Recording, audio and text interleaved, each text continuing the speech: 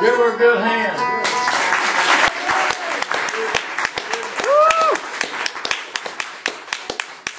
That's an amazing story about my daddy.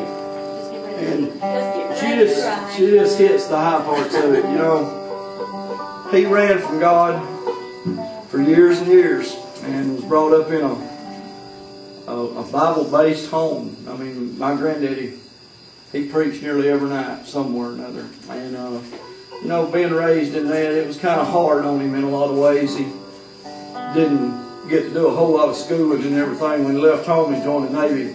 Got in the service, he kind of went wild. You know, he was saved, but kind of got out of the way from the Lord. And my dad used to tell me, you know, I'd ask him whenever I was a little boy, I'd say, Daddy, you know, if you was to die, where do you think you would go?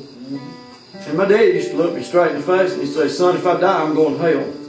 I'm going to hell. And I'd say, why do you believe that, Daddy?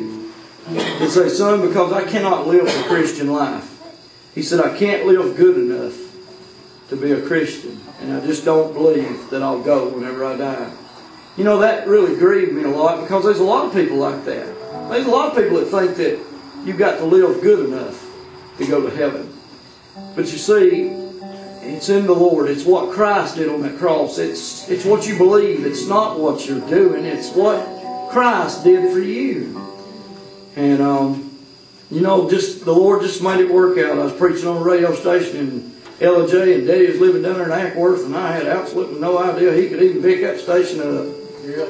And he called me up one day on a Monday, and he said, son, you're never going to guess what happened to me.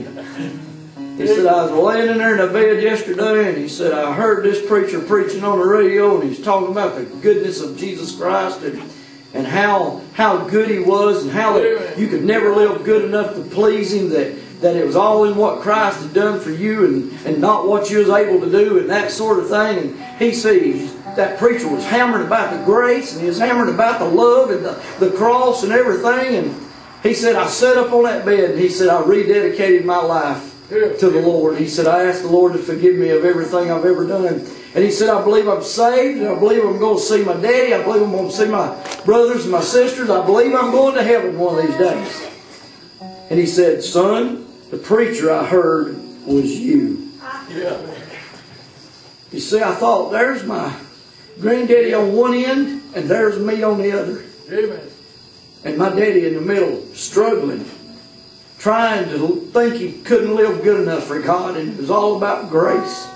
It wasn't about how good he was or how bad he was. It was all about what Jesus had done for him and believing on him. Man, the last 3 years of that man's life, he was a fireball. He went out passing tapes out all over town. I know they got tired of him talking about Jesus. Passing tapes out and practically preaching to them. And it was good. But I do appreciate that song, Kate, a whole bunch. If anything, it's ministered to me.